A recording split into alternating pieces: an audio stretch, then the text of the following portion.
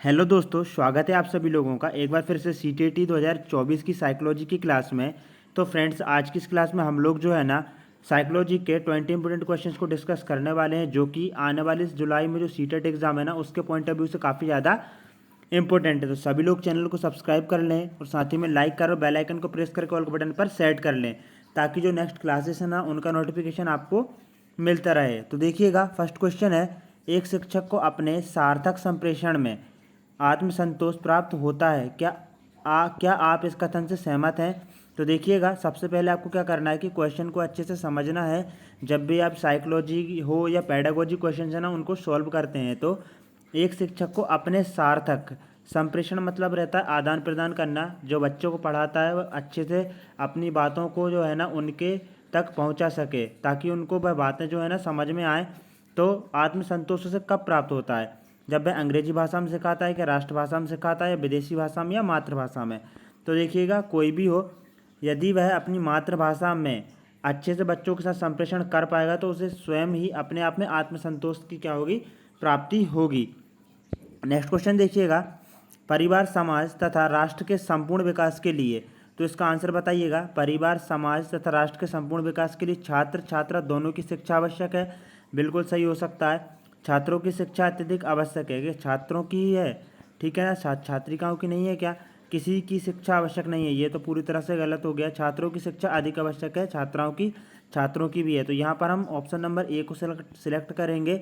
Option number A यहाँ पर correct हो जाएगा। आपके मत अनुसार सेवारत शिक्षक प्रशिक्षण कार्यक्रम अभिमुखीकरण का अच्छा उपाय है, यह कथन है अनिश्चित, असत्य या सत्य, या फिर यूं कहें कि आंशिक सत्य? तो राइट आंसर हो जाएगा ऑप्शन नंबर थर्ड, सत्य है। आपके मतानुसार सेवारत जो सेवा दे रहे शिक्षक प्रशिक्षण कार्यक्रम अभिमुखीकरण का अच्छा उपाय। बिल्कुल, अभिमुखीकरण मतलब उनको प्रत्यक्ष सामने चीज़ों को बताकर उनका अध्ययन कराना। नेक्स्ट क्वेश्चन है, आधुनिक मनोविज्ञान स्वयं को व्यक्त करती है। तो जो आधुनिक मनोविज्ञान है वह स्वयं को किस प्रकार से व्यक्त करती है? व्यवहार के विज्ञान के रूप में, आकृति के प्रत्यक्षीकरण के रूप में, विकास के रूप में, या फिर सामाजिकरण के रूप में? तो आंसर हो जाएगा ऑप्शन नंबर ए। यहाँ पर जो आधुनिक मनोविज्ञान है ना वह व्यवहार विज्ञान के रूप में यहाँ पर अपने आप को व्यक्त करती है।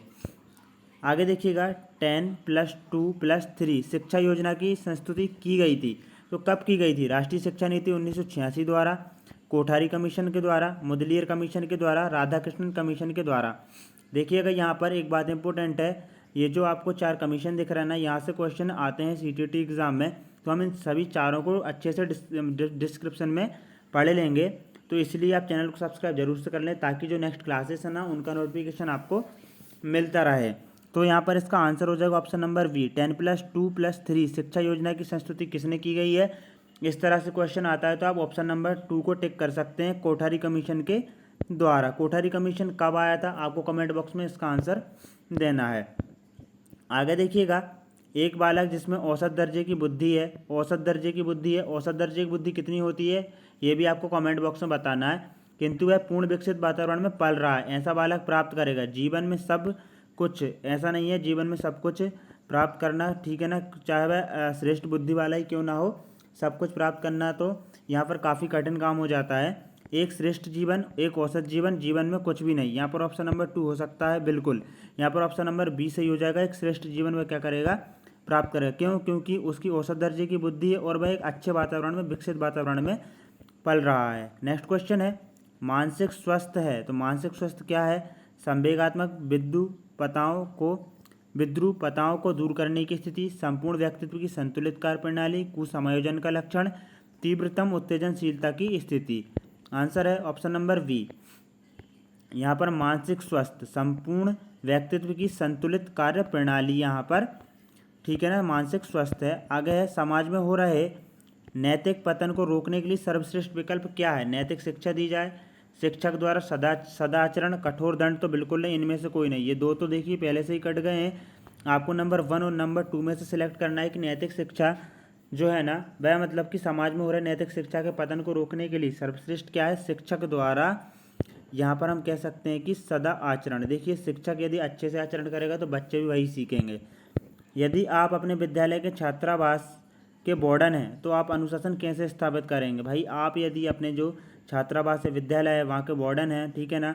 तो आप किस प्रकार से जो है ना अनुशासन को स्थापित करेंगे। तो देखिए परिस्थिति के अनुसार बिल्कुल नहीं, ठीक है ना, अकॉर्डिंग टू परिस्थिति नहीं।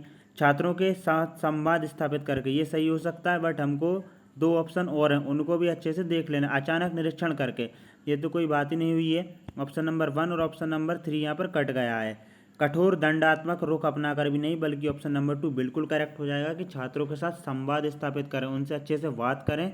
इससे क्या होगा, अनुशासन विकसित होगा। किसी व्यवसाय में सफल होने के लिए व्यक्ति को आवश्यक होती है धन की, शैली की, स्तर की, प्रेरणात्मक निष्कपटता या धैर्यशीलता। तो आंसर तो देख ही लिया है आपने, ऑप्शन नंबर 4 बिल्कुल यहाँ पर करेक्ट हो जाएगा।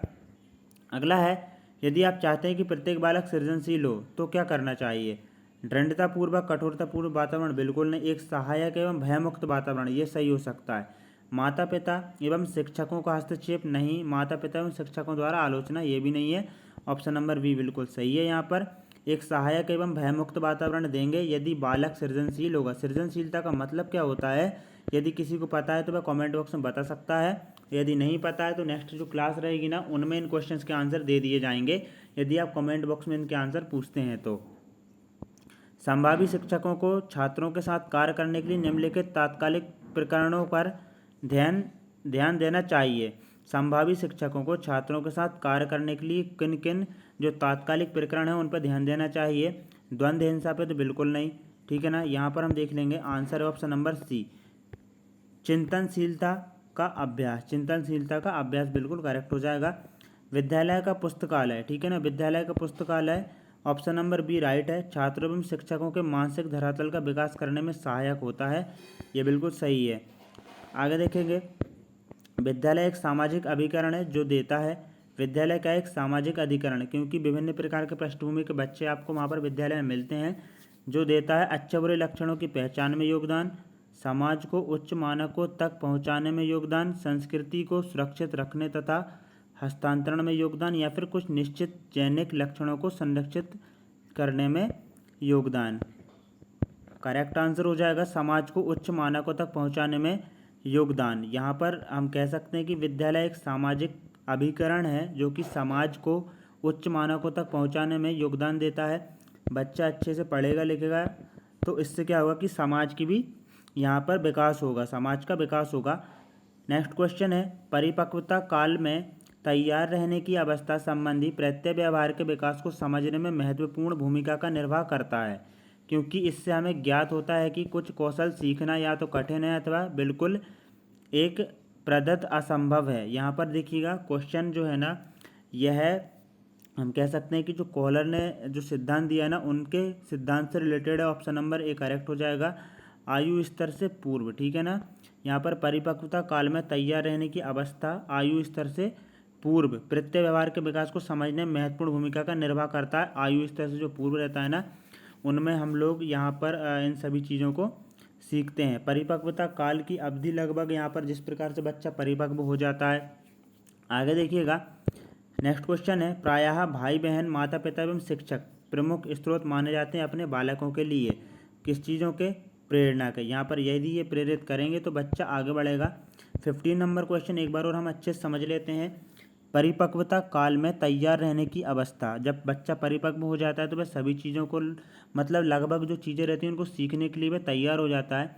संबंधी प्रत्यय व्यवहार के विकास को समझने में, उसके जो विकास होता है उसको समझने में महत्वपूर्ण भूमिका का निर्वाह कौन करता है। इससे हमें ज्ञात होता है कि कुछ कौशल सीखना या तो कठिन है अथवा बिल्कुल एक प्रदत्त असंभव। आयु स्तर से पूर्व, ठीक है ना, जो आयु है उसकी परिपक्वता की, उससे जो पूर्व चीज़ें घटित होती हैं, वह सीख रहा है नहीं सीख रहा है, उन सभी को क्या रहता है मतलब कि ये क्या रहता है कौशल। मतलब इससे हम यह ज्ञात कर सकते हैं कि बच्चा जो है ना वह अभी परिपक्व हुआ है नहीं, किन चीज़ों को सीख रहा है, किन चीज़ों को सीखने में उससे कठिनाई हो रही है। नेक्स्ट क्वेश्चन है, स्कूल तथा समाज को मिलकर काम करना चाहिए, क्योंकि स्कूल और समाज दोनों को मिलकर काम क्यों करना चाहिए। बच्चे एक दूसरे से सहयोग करना सीखते हैं। स्कूल समाज का विभिन्न अंग है। नेक्स्ट पॉइंट है, समाज सीखने के लिए संसाधन प्रदान करता है। समाज विद्यार्थियों की भिन्नताओं को समझने में सहायता करता है। तो correct answer option number B हो जाएगा। स्कूल जो है ना वह समाज का विभिन्न अंग है। यहाँ पर समाज के जो बच्चे रहते हैं, विभिन्न प्रकार की पृष्ठभूमि के बच्चे स्कूलों में मिलते हैं और वह अपने विचारों का आदान प्रदान करके एक दूसरे से सीखते हैं। छात्रों में सामाजिकता के विकास का दायित्व विद्यालयों पर आ गया है, क्योंकि ऑप्शन है व्यक्तियों में एकाकी रहने की प्रवृत्ति बढ़ी है, छात्रों में सामाजिक विकास की प्रवृत्ति बदल गई है, परिवार बहुत छोटे और एकाकी हो गए हैं, इनमें से कोई नहीं। तो राइट आंसर ऑप्शन नंबर यहाँ पर सी हो जाएगा। छात्रों में सामाजिकता के विकास का दायित्व विद्यालयों पर आ गया। क्यों? क्योंकि परिवार काफ़ी ज़्यादा छोटे हो गए हैं।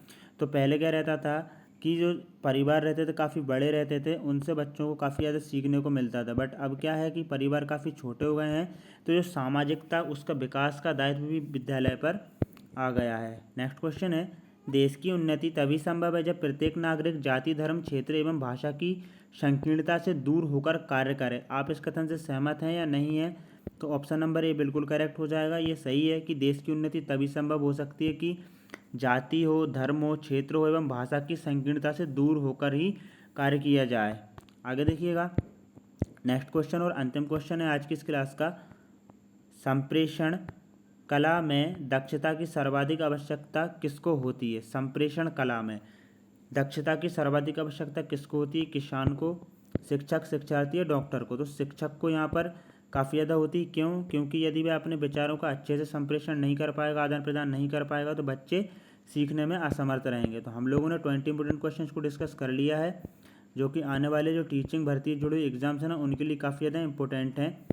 तो जिन्होंने भी अभी चैनल को सब्सक्राइब नहीं किया तो प्लीज़ चैनल को सब्सक्राइब कर लें, साथ ही में लाइक करें, बेल आइकन को प्रेस करके ऑल के बटन पर सेट कर लें। जो नेक्स्ट क्लासेस है ना, उनका नोटिफिकेशन आपको मिलता रहेगा। जय हिंद दोस्तों, मिलते हैं एक न्यू क्लास में।